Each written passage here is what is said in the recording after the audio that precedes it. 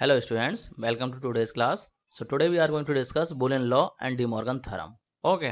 और ये इस चैप्टर का पार्ट 4 है जो कि हमारे इस चैप्टर का लास्ट पार्ट होगा। इस पार्ट में ही हमारा चैप्टर फिनिश हो जाएगा। तो इससे पहले के पार्ट आप लोगों ने नहीं देखे हैं तो देख लेना। Part 1, part 2 and part 3 already discuss कर चुके हैं हम लोग।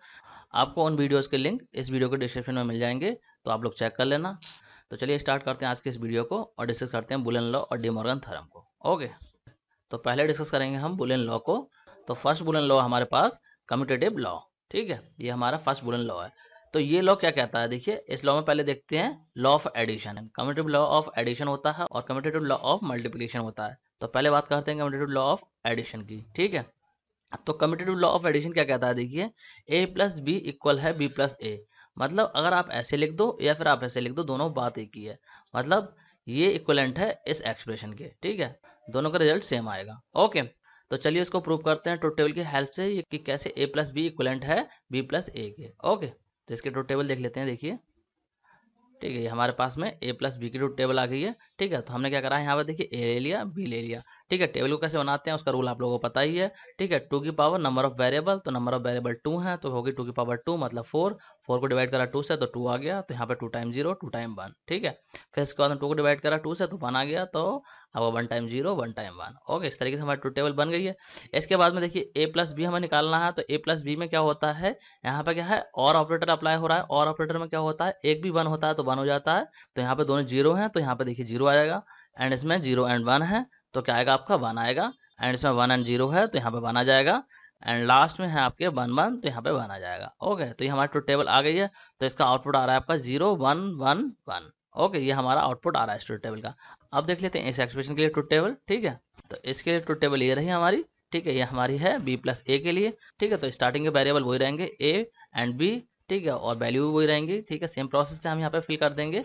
इसके बाद में यहाँ पे b प्लस ए करेंगे तब भी बात वही होगी कि b प्लस ए हो रहा है तो दोनों में से एक भी आपका 1 होगा तो 1 आ जाएगा, ठीक है। तो यहाँ पे देखिए आपका पहले में 0 0 हुआ तो 0 आ गया, सेकंड में 0 1 है तो आपका 1 आ जाएगा, थर्ड में आपका 1 एंड 0 है तो आपका 1 आ जाएगा, एंड लास्ट में आपका 1 1 है तो आपका 1 आ जाएगा, ठीक है। तो यहाँ पे आप देखिए, ऑब्जर्व कीजिए ये वाला रिजल्ट, ठीक है। ये जो रिजल्ट है इक्विवेलेंट है इस रिजल्ट के, देखिए दोनों सेम है। यहाँ पे आ रहा है देखिए 0 0 1 1 1 1 एंड 1 1, ठीक है। तो दोनों मैच हो रहे हैं तो इसका मतलब प्रूव होता है ये एक्सप्रेशन जो है इक्विवेलेंट है इस एक्सप्रेशन के। ओके, आई होप आपको समझ में आ गया होगा।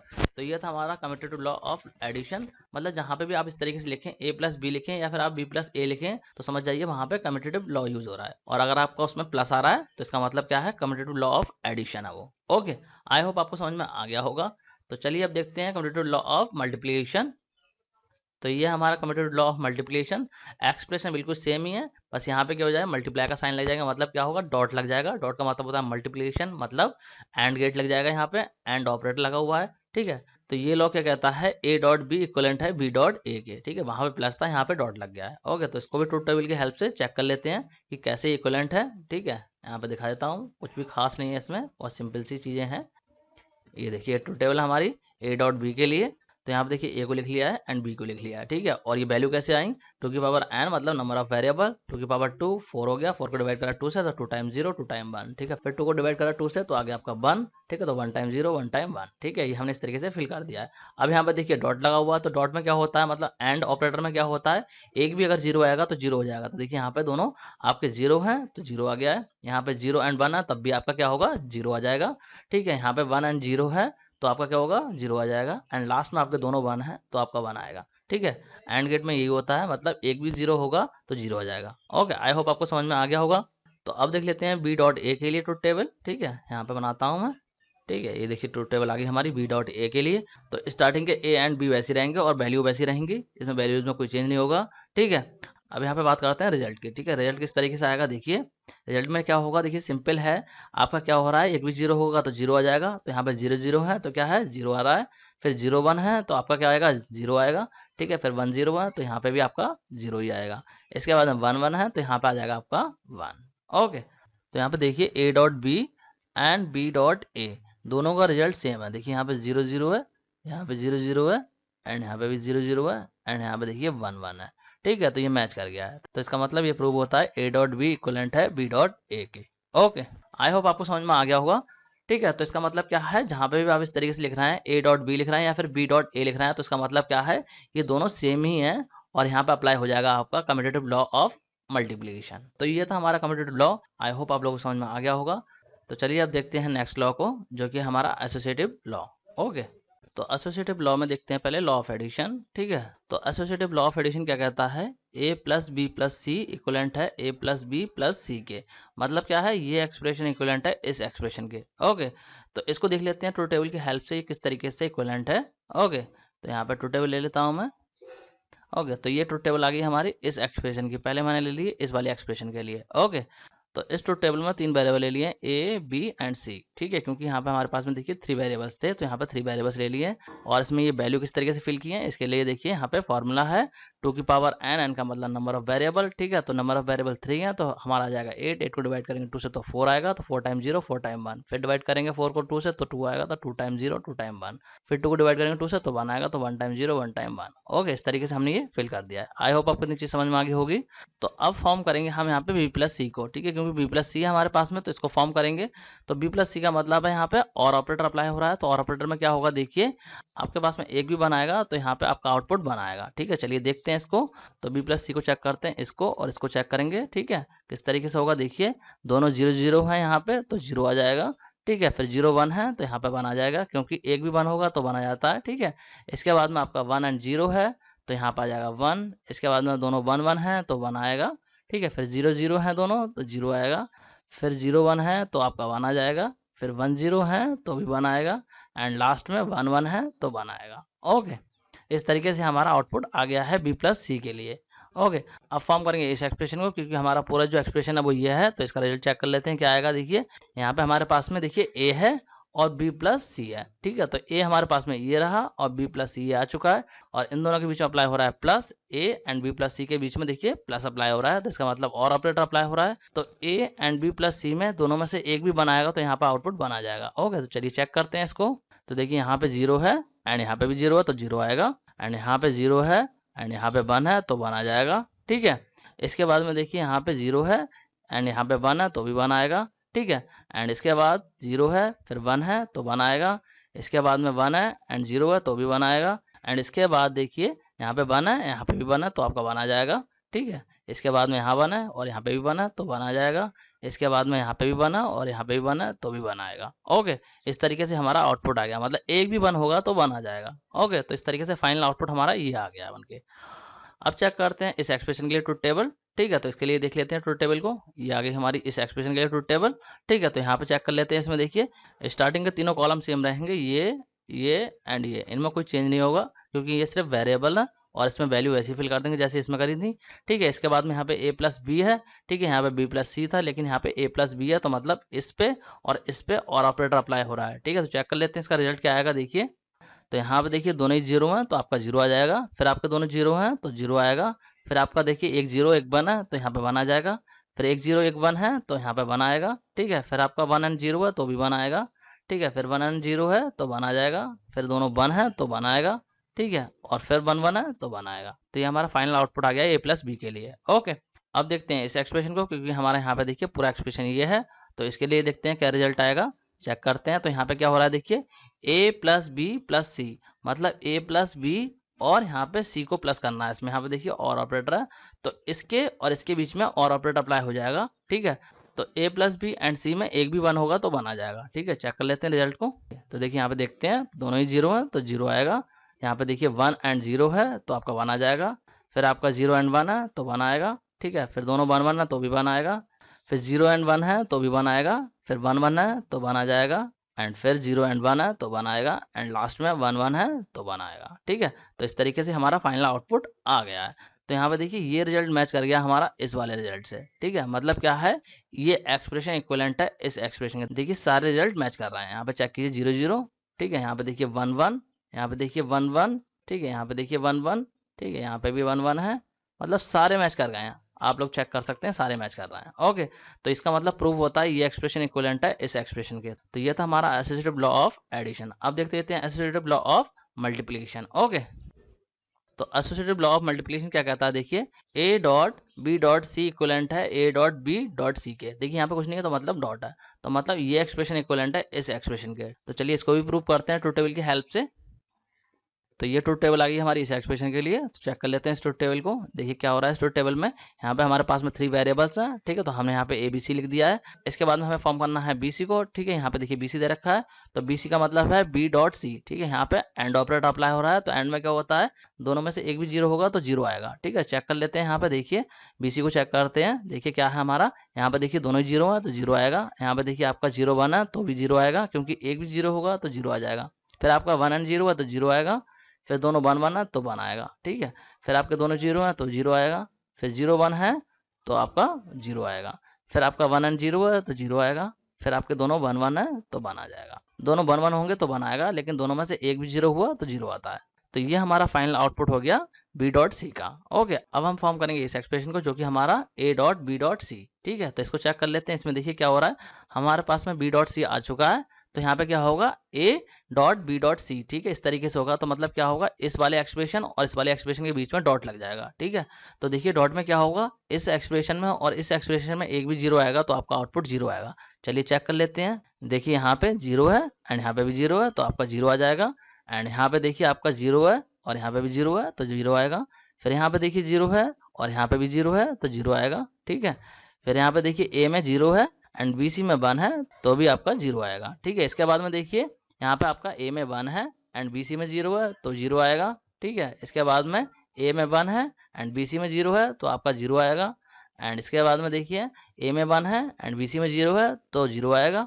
और इसके बाद में देखिए ए में 1 है एंड बी सी में भी 1 है तो 1 आ जाएगा, ठीक है। दोनों ही 1 होंगे तो 1 आएगा, अदरवाइज आपका जीरो आता है।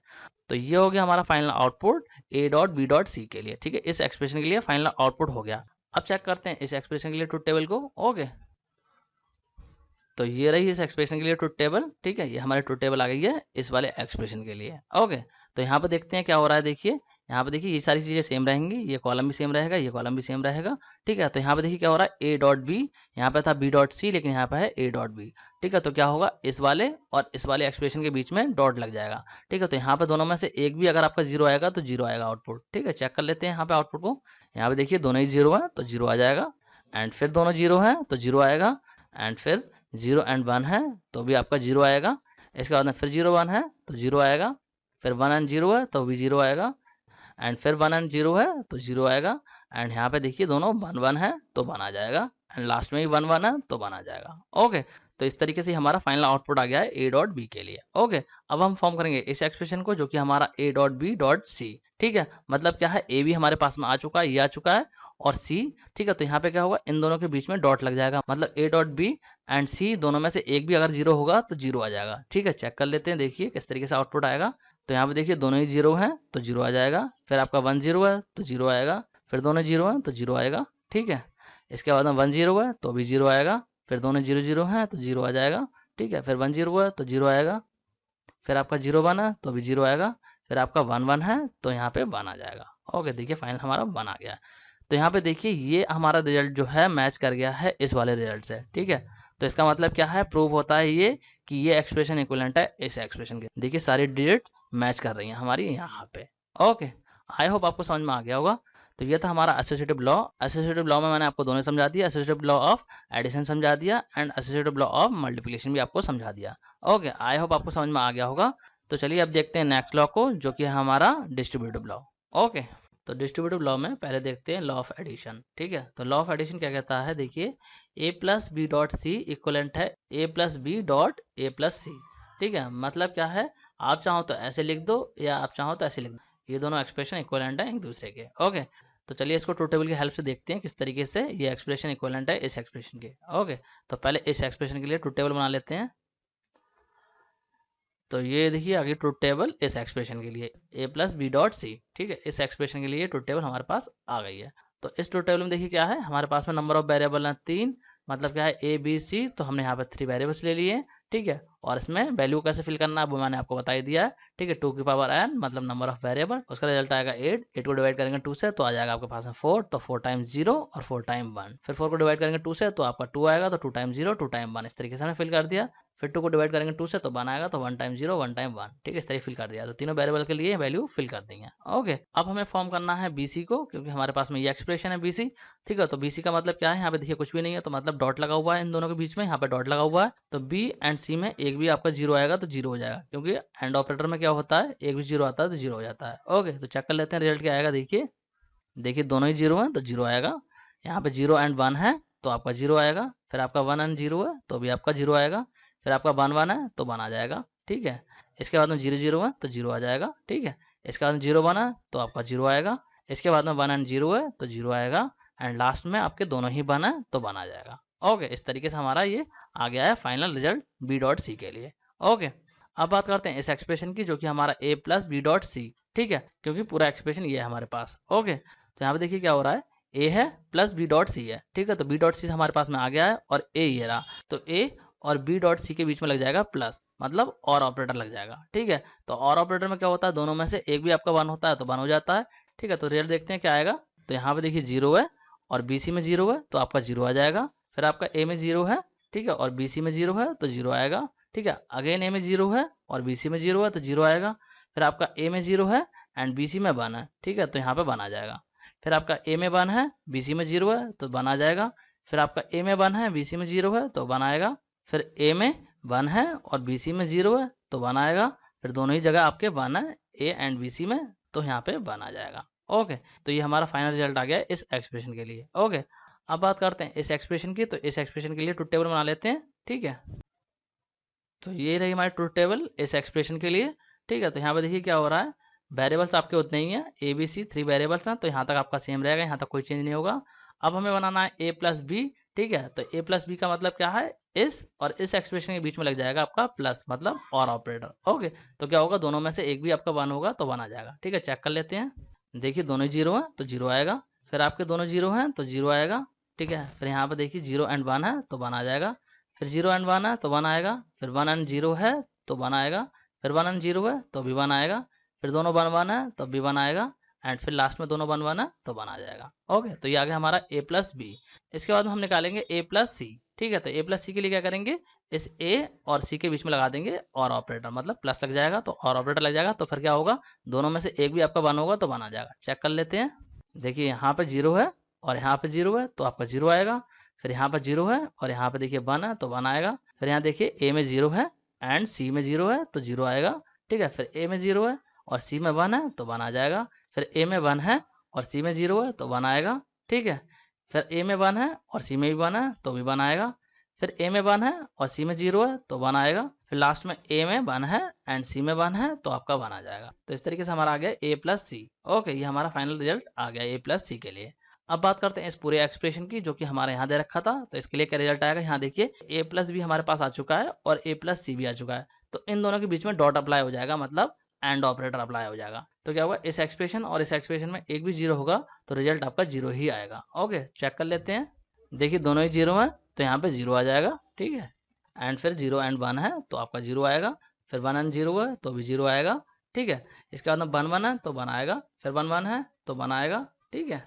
एंड फिर 1 1 है तो यहाँ पे भी 1 आ जाएगा, एंड यहाँ पे भी 1 1 है तो यहाँ पे भी 1 आ जाएगा, और लास्ट में भी 1 1 है तो आपका 1 आ जाएगा। ओके, तो ये देखिए इस तरीके से हमारा ये फाइनल जो आउटपुट है ये मैच कर गया है हमारा इस वाली टेबल से, ठीक है। ये चेक कीजिए आप, दोनों में सेम है। यहाँ पे देखिए 3 टाइम 0 उसके बाद में सारे 1 है, ठीक है। यहाँ पर 3 टाइम देखिए 0 और उसके बाद में सारे 1 है, ठीक है। तो इसका मतलब प्रूव होता है ये एक्सप्रेशन इक्विवेलेंट है इस एक्सप्रेशन के, ठीक है। आई होप आपको समझ में आ गया होगा। तो ये था हमारा distributive law of addition. Okay, तो चलिए अब देखते हैं डिस्ट्रीब्यूटिव लॉ ऑफ मल्टीप्लीकेशन। तो डिस्ट्रीब्यूटिव लॉ ऑफ मल्टीप्लिकेशन क्या कहता है, देखिए A dot B plus C equivalent है A dot B plus A C के, मतलब ये एक्सप्रेशन इक्वलेंट है इस एक्सप्रेशन के। ओके, तो चलिए इसको भी प्रूव करते हैं ट्रुथ टेबल की हेल्प से और चेक करते हैं किस तरीके से ये एक्सप्रेशन इक्वलेंट है इस एक्सप्रेशन के। ओके, तो पहले चेक करते हैं इस एक्सप्रेशन के लिए ट्रुथ टेबल को। तो ये आ गई मेरी इस एक्सप्रेशन के लिए ट्रुथ टेबल, ठीक है। तो यहाँ पर ट्रुथ टेबल में वही है, सेम 3 वेरिएबल्स हैं, ठीक है। तो यहाँ पर 3 वेरिएबल्स के लिए, ठीक है, वैल्यूज को फिल कर दिया है। कैसे फिल करा है ये आप लोगों को मैंने समझा ही दिया है। इसके बाद में हमें कैलकुलेट करना है B प्लस सी को, तो B हमारे पास ये है और C हमारे पास ये है, तो दोनों के बीच में और ऑपरेटर अप्लाई हो रहा है, तो एक भी 1 आएगा तो 1 हो जाएगा। ओके, तो चेक कर लेते हैं रिजल्ट किस तरीके से आएगा। देखिए यहाँ पे दोनों ही 0 है तो 0 आ जाएगा, एंड इसके बाद 0 एंड 1 है तो 1 आ जाएगा, फिर 1 एंड 0 है तो 1 आ जाएगा, फिर 1 1 है तो भी 1 आएगा, ठीक है।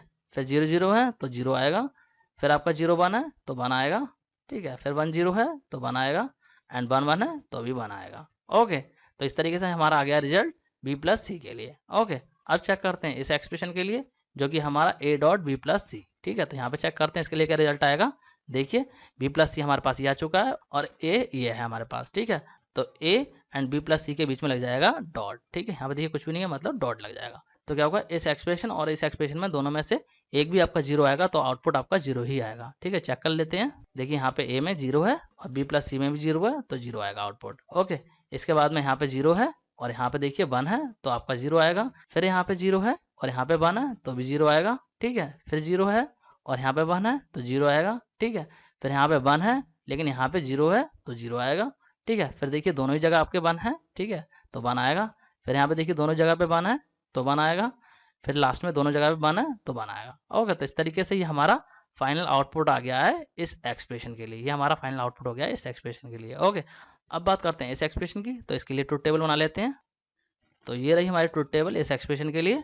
तो यहाँ पे देखिए क्या हो रहा है, 3 वेरिएबल है ए बी सी, ठीक है। तो ये सेम रहेंगे इस तरीके से, यहाँ तक हमारा सेम ही रहेगा। अब हमें निकालना है ए डॉट बी, ठीक है। तो ए डॉट बी का मतलब क्या है, ए और बी के बीच में डॉट लग जाएगा, मतलब एंड ऑपरेटर लग जाएगा।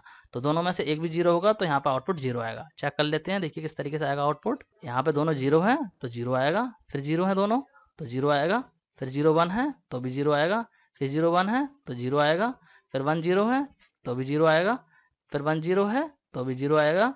इसके बाद में दोनों 1 है तो यहाँ पे 1 आएगा, एंड लास्ट में भी दोनों 1 है तो 1 आ जाएगा। ओके, तो ये हमारा फाइनल आउटपुट आ गया है ए डॉट बी के लिए। ओके, अब बात करते हैं ए डॉट सी की, ठीक है, क्योंकि हमें ए डॉट सी भी निकालना है। तो ए डॉट सी का मतलब क्या है, ए और सी के बीच में एंड ऑपरेटर, ठीक है, डॉट लग जाएगा तो एंड ऑपरेटर।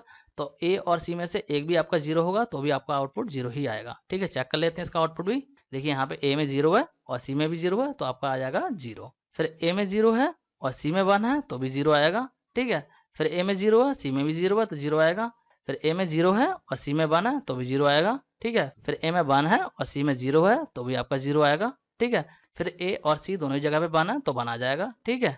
फिर ए में है 1 एंड सी में है 0 तो 0 आएगा, ठीक है। और फिर लास्ट में दोनों जगह पे 1 है तो आपका 1 आ जाएगा। ओके, तो इस तरीके से हमारा फाइनल रिजल्ट आ गया है ए डॉट सी के लिए। ओके, अब बात करते हैं इस पूरे एक्सप्रेशन की, क्योंकि हमारा पूरा एक्सप्रेशन ये है, ठीक है। तो इसको किस तरीके से कैलकुलेट करेंगे, देखिए ए डॉट बी हमारे पास आ चुका है और ए डॉट सी भी आ चुका है।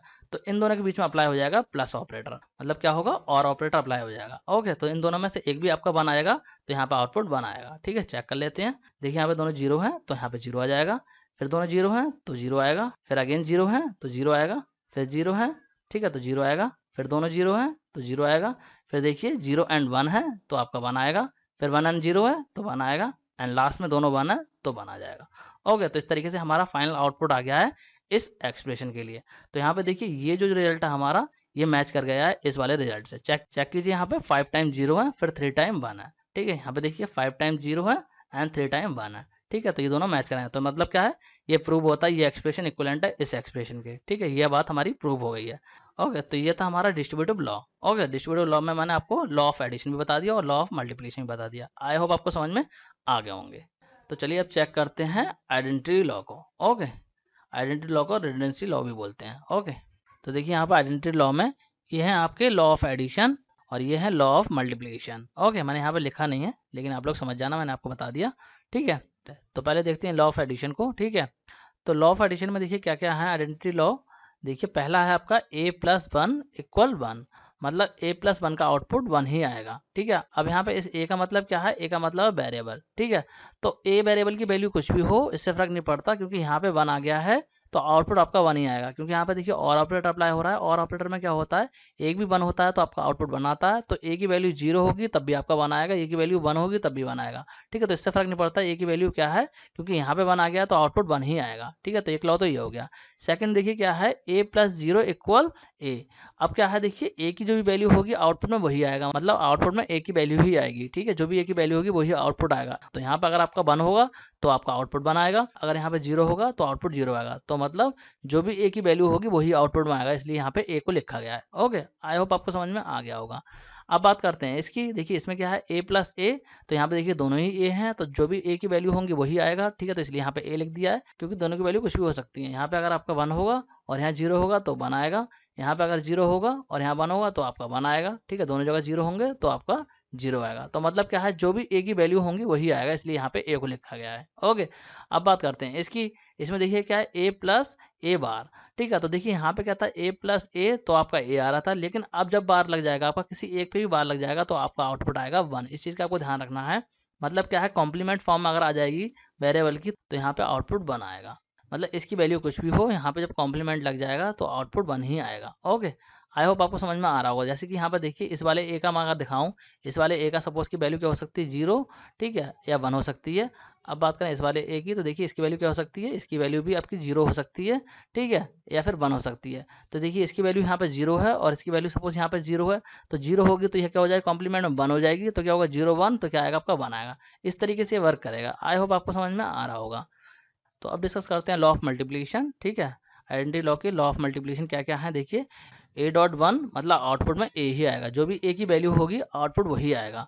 देखिए डॉट का मतलब क्या है, अगर आपका एक भी 0 आता है तो आउटपुट आपका 0 आता है, ये चीज़ मैं आपको बता चुका हूँ। तो यहाँ पे देखिए ए की वैल्यू अगर 1 होगी तो आपका आउटपुट 1 आएगा, ए की वैल्यू 0 होगी तो यहाँ पे देखिए 0 आएगा। मतलब ए की वैल्यू जो होगी वही आउटपुट में आएगा, इसलिए यहाँ पे ए को लिखा गया है। ओके, इसके बाद में देखिए ए डॉट 0, ठीक है, तो आपका 0 आएगा। तो इससे फर्क नहीं पड़ता ए की वैल्यू क्या होगी, अगर यहाँ पे 0 है तो आउटपुट आपका 0 आएगा। देखिए अगर ए की वैल्यू 1 होगी, ठीक है, तो 1 एंड 0 तो आपका 0 आएगा, और ए की वैल्यू 0 होगी तब भी आपका 0 ही आएगा, ठीक है। तो इससे फर्क नहीं पड़ता ए की वैल्यू क्या है, आउटपुट 0 ही आएगा अगर आपका यहाँ पे 0 दे रखा है तो। ओके, अब बात करते हैं इसकी। तो इसमें देखिए क्या है, ए डॉट ए इक्वल ए, मतलब ए की जो भी वैल्यू होंगी वही आएगा आउटपुट में, ठीक है। क्योंकि यहाँ पे दोनों की वैल्यू कुछ भी हो सकती है। यहाँ पे सपोज आपका 0 हुआ इस वाले की वैल्यू, ठीक है, और इसकी वैल्यू हुई 1, तो आउटपुट क्या आएगा आपका 0। और इसकी वैल्यू 1 हुई और इसकी 0 हुई तो भी आउटपुट आएगा 0, ठीक है। तो यहाँ पे जो भी वैल्यू ए की होंगी वही आउटपुट आएगा, इसलिए यहाँ पे ए को लिखा गया है। ओके, इसके बाद में देखिए ए डॉट ए बार, ठीक है, तो यहाँ पर अगर बार लग जाएगा तो आपका आउटपुट 0 आएगा, ठीक है। डॉट के साथ में देखिए क्या है, 0 आ रहा है, लेकिन प्लस के साथ में 1 आ रहा था, इस चीज़ का आपको ध्यान रखना है। ए डॉट ए बार है तो आपका क्या आएगा 0, एंड ए प्लस ए बार है तो आएगा 1, ठीक है। तो डॉट के केस में आएगा आपका 0, इस चीज़ से फर्क नहीं पड़ता कि यहाँ पे इस ए की वैल्यू क्या है। अगर आपका कॉम्प्लीमेंट लगा हुआ है इस तरीके से तो आउटपुट 0 आएगा। ओके, तो ये थे हमारे आइडेंटिटी लॉ, इन्हें रेडंडेंसी लॉ भी बोलते हैं। आई होप आप लोगों को समझ में आ गए होंगे। अगर आप लोगों को डाउट आ जाए तो कमेंट बॉक्स में लिख देना, मैं आपका डाउट क्लियर कर दूंगा, ठीक है। तो चलिए अब डिस्कस करते हैं डी मॉर्गन थ्योरम को। तो चलिए देखते हैं डी मॉर्गन थ्योरम को।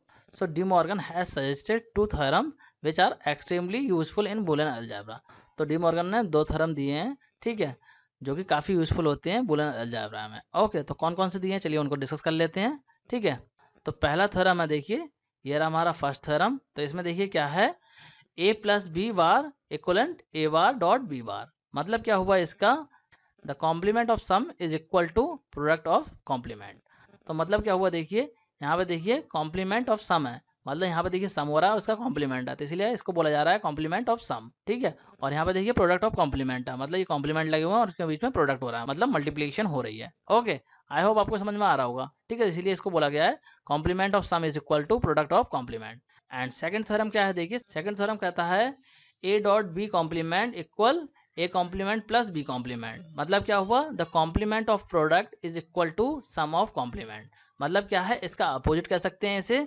देखिए क्या है कि ये है हमारा कॉम्प्लीमेंट ऑफ प्रोडक्ट, ठीक है, प्रोडक्ट का कॉम्प्लीमेंट है, देखिए यहाँ पे कॉम्प्लीमेंट ऑफ प्रोडक्ट, ठीक है। ये देखिए प्रोडक्ट हो रहा है यहाँ पे और इसका ऊपर कॉम्प्लीमेंट लगा हुआ है, और यहाँ पे देखिए क्या हो रहा है, सम ऑफ कॉम्प्लीमेंट, मतलब कॉम्प्लीमेंट है इन पे लगा हुआ और इनका सम हो रहा है, ठीक है। तो इसीलिए यहाँ पे बोला गया है complement of product is equal to sum of complement, ठीक है। तो चलिए इन दोनों थ्योरम को 1 बाय 1 डिस्कस कर लेते हैं और देखते हैं किस तरीके से ये दोनों एक्सप्रेशन इक्विवेलेंट है। ओके, तो पहले देखते हैं फर्स्ट थ्योरम को। ओके, तो ये हमारा फर्स्ट थ्योरम। तो फर्स्ट थ्योरम क्या कहता है, A plus B complement equal to A complement dot B complement. Okay, तो ये एक्सप्रेशन इक्विवेलेंट है इस एक्सप्रेशन के। तो चलिए इसको ट्रूथ टेबल की हेल्प से देख लेते हैं किस तरीके से ये इक्विवेलेंट है। ओके, तो यहाँ पर ट्रूथ टेबल बना लेता हूँ पहले मैं। ओके, ये देखिए मैंने ट्रूथ टेबल ड्रॉ कर ली। इसके बाद में यहाँ चेक करते हैं कितने वेरिएबल्स हैं। तो यहाँ पे ए एंड बी 2 वेरिएबल्स हैं, तो यहाँ पे लिख देंगे ए एंड बी। इसके बाद हमें चाहिए होगा A complement and B complement. Okay, इसके बाद में हम निकालेंगे ए प्लस बी, ठीक है, एंड इसके बाद में निकालेंगे ए प्लस बी का कॉम्प्लीमेंट, एंड लास्ट में हमारा आ जाएगा ए बार डॉट बी बार, मतलब A complement dot B complement. Okay, ये हमारा आ गया है। अब इसमें वैल्यूज़ को किस तरीके से फिल करेंगे, तो वैल्यूज़ के लिए क्या है, n की पावर 2, मतलब क्या है नंबर ऑफ वेरिएबल्स। तो 2 वेरिएबल्स हैं तो 2 की पावर 2 4 हो जाएगा, 4 को डिवाइड करेंगे 2 से तो 2 आ जाएगा। तो यहाँ पे लिख देंगे 2 टाइम 0 2 टाइम 1। ओके, इसके बाद में 2 को डिवाइड करेंगे 2 से तो आपका 1 आ जाएगा, तो 1 time 0 1 time 1 1 time 0 1 time 1। Okay, इसके बाद में एक कॉम्प्लीमेंट निकाल लेंगे, तो एक कॉम्प्लीमेंट में क्या होगा, जो भी यहाँ रिजल्ट होगा उसका रिवर्स हो जाएगा, मतलब 0 होगा तो 1 हो जाएगा, 1 होगा तो 0 हो जाएगा। ठीक है, तो यहाँ पे देखिए 0 है तो आपका 1 आ जाएगा, यहाँ पे 0 है फिर 1 आ जाएगा, यहाँ पे आपका 1 है तो यहाँ 0 आ जाएगा, और यहाँ पे भी 1 है तो 0 आ जाएगा। ओके, इसके बाद में बी कॉम्प्लीमेंट निकाल लेंगे, तो जो भी बी के अंदर वैल्यू होंगी वो रिवर्स हो जाएंगी, मतलब 0 होंगी तो 1 हो जाएंगी, 1 होगी तो 0 हो जाएगी। ओके, तो यहाँ पे देखिए 0 है तो ये आपका 1 हो जाएगा, यहाँ पे 1 है तो 0 हो जाएगा, यहाँ पे 0 है तो 1 हो जाएगा, और यहाँ पे 1 है तो 0 हो जाएगा। ओके, इसके बाद में निकालेंगे a प्लस बी, तो a प्लस बी का मतलब है इस a और इस b के बीच में लगा देंगे प्लस, मतलब और ऑपरेटर। ठीक है, तो क्या होता है और ऑपरेटर में, एक भी आपका 1 आएगा तो आउटपुट आपका 1 आएगा। ठीक है, तो यहाँ पे दोनों 0 0 है तो यहाँ 0 आ जाएगा, यहाँ पे 0 एंड 1 है तो यहाँ पे 1 आ जाएगा, यहाँ पे 1 एंड 0 है तो यहाँ पे आपका 1 आ जाएगा, एंड यहाँ पे दोनों 1 है तो आपका 1 आ जाएगा। ओके, इसके बाद में इसका कॉम्प्लीमेंट निकालेंगे, तो कॉम्प्लीमेंट का मतलब क्या है, इस पे वाल लगा देंगे, मतलब नॉट ऑपरेटर अप्लाई हो जाएगा, तो जो भी यहाँ पे होगा उसका अपोजिट हो जाएगा, मतलब 0 होगा तो 1 1 होगा तो 0। ठीक है, तो यहाँ पे 0 है तो यहाँ 1 हो जाएगा, और बाकी सब जगह पे देखिए 0 हो जाएगा। ठीक है, 0 0 एंड 0। ठीक है, तीनों 1 थे तो तीनों 0 हो गए। ओके, इसके बाद में निकालेंगे A complement dot B complement, तो ए कॉम्प्लीमेंट हमारे पास में है और बी कॉम्प्लीमेंट भी है, मतलब ए बार एंड बी बार। ठीक है, इसी को कॉम्प्लीमेंट बोलते हैं। ठीक है, तो ए बार भी हमारे पास, बी बार भी है। ठीक है, तो दोनों के बीच में डॉट ऑपरेटर लग जाएगा, तो क्या होगा, दोनों में से एक भी 0 होगा तो आउटपुट 0 आएगा। ठीक है, तो यहाँ पे देखिए आपका 1 1 है तो यहाँ 1 आ जाएगा।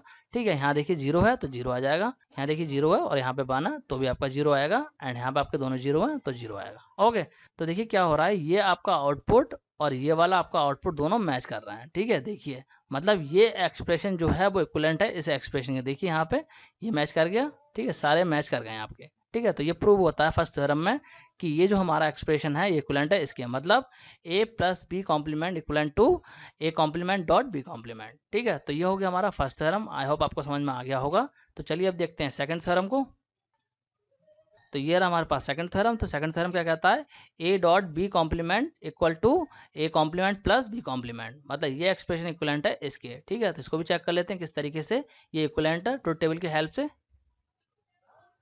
तो यहाँ पे मैंने ट्रुथ टेबल ड्रॉ कर ली है। ठीक है, तो यहाँ पे भी क्या है हमारे पास है, नंबर ऑफ वेरिएबल्स 2 ही हैं। ठीक है, तो यहाँ लिख दूंगा a एंड यहाँ लिख दूंगा b, एंड हमें निकालना होगा a बार, तो यहाँ a बार लिख दूंगा, एंड b बार भी निकालना होगा। ठीक है, तो b बार लिख दिया, एंड इसके बाद में निकालना होगा a डॉट b। ठीक है, a डॉट b आ गया। ठीक है, कुछ भी नहीं लगाया मतलब डॉट ही है। ठीक है, एंड इसके बाद में हमें निकालना होगा a डॉट b बार का कॉम्प्लीमेंट। ठीक है, तो इसी पे कॉम्प्लीमेंट लगा देंगे इस तरीके से, एंड इसके बाद में हमें निकालना होगा a complement plus b complement. ठीक है, तो इस तरीके से हमने लिख दिया है। ओके, अब इसमें वैल्यू कैसे फिल करेंगे, सेम प्रोसेस है। ठीक है, 2 की पावर n मतलब नंबर ऑफ वेरिएबल, तो 2 की पावर 2 4। ठीक है, 4 को डिवाइड करा 2 से तो 2 आ जाएगा, तो 2 टाइम 0 और 2 टाइम 1। ठीक है, ये चीज़ आप लोगों को पता ही है। फिर 2 को डिवाइड करा 2 से तो 1 आ गया, तो 1 time 0 1 time 1 1 time 0 1 time 1। Okay, इसके बाद में ए कॉम्प्लीमेंट निकाल लेंगे, तो यहाँ पे वैल्यू रिवर्स हो जाएंगी, 0 होगा तो 1 हो जाएगा, 1 होगा तो 0 हो जाएगा। ठीक है, तो यहाँ पे 0 है तो 1 हो जाएगा, यहाँ पे 0 है 1 हो जाएगा, यहाँ पे 1 है तो 0 हो जाएगा, और यहाँ पे भी 1 है तो 0 हो जाएगा। ओके, इसके बाद में बी कॉम्प्लीमेंट, तो बी कॉम्प्लीमेंट में क्या होगा, जो भी आपका यहाँ पे होगा उसका रिवर्स हो जाएगा, तो यहाँ पे आपका 0 है तो यहाँ 1 हो जाएगा, यहाँ पे 1 है तो यहाँ 0 हो जाएगा, यहाँ पे 0 है तो यहाँ 1 हो जाएगा, एंड यहाँ पे 1 है तो यहाँ 0 हो जाएगा। ओके, इसके बाद निकालेंगे a dot B. a dot B का मतलब क्या है, इस a एंड b के बीच में लगा देंगे डॉट, मतलब एंड ऑपरेटर। ठीक है, तो एंड ऑपरेटर में क्या होता है, दोनों में से एक भी आपका 0 होगा तो 0 आएगा। ठीक है, तो यहाँ पे दोनों 0 है तो 0 आ जाएगा, यहाँ पे देखिए 0 है और यहाँ पे 1 है तो भी आपका 0 आएगा। ठीक है, यहाँ पे 1 है और यहाँ पे 0 है तो भी आपका 0 आएगा, एंड यहाँ पे दोनों ही 1 है तो आपका 1 आएगा। ओके, इसके बाद में इसका कॉम्प्लीमेंट निकाल देंगे, तो क्या होगा, वैल्यू रिवर्स हो जाएंगी। ठीक है, 0 होगी तो 1 हो जाएगी, 1 होगी तो 0 हो जाएगी। ओके, तो यहाँ पे आ जाएगा 1, यहाँ पे भी 1 आएगा, यहाँ पे भी 1 आएगा, एंड लास्ट में 0 आएगा। ठीक है, 3 0 थे तो 3 1 आ गए, और यहाँ पे 1 था तो यहाँ 0 आ गया।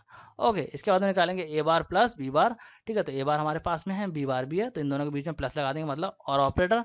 तो क्या होगा, एक भी 1 आएगा तो आउटपुट आपका 1 आ जाएगा। ठीक है, तो यहाँ पे देखिए दोनों 1 है तो यहाँ पे 1 आ जाएगा, यहाँ पे देखिए एक 1 है और एक 0 है यहाँ पे, तो भी 1 आएगा, एंड यहाँ 0 है और यहाँ पे 1 है तो आपका 1 आएगा।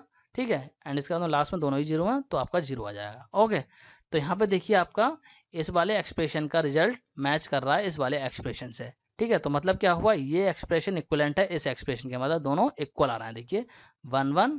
ठीक है, 1 1 1 1 एंड 0 0। ठीक है, तो मतलब क्या हुआ, a dot B complement equivalent है a complement plus b complement के। ओके, तो ये हमारा सेकंड थ्योरम भी प्रूव हो जाता है। तो ये हमने डिस्कस कर लिया डी मॉर्गन थ्योरम को। आई होप आप लोगों को समझ में आ गया होगा। तो स्टूडेंट, अब आपका चैप्टर 3 कंप्लीट हो चुका है, आई होप आपको सारे टॉपिक समझ में आ गए होंगे। आज के इस वीडियो में मैंने आपको बुलियन लॉ और डी मॉर्गन थ्योरम को समझाया। आई होप आपको समझ में आ गया होगा। अगर आप लोगों को कोई भी डाउट रह जाए तो आप लोग कमेंट कर देना। सो स्टूडेंट, आज के इस वीडियो में इतना ही। नेक्स्ट वीडियो में हम नेक्स्ट चैप्टर को स्टार्ट करेंगे जो कि होगा हमारा chapter number 4। So student, that's it for this video. Thanks for watching.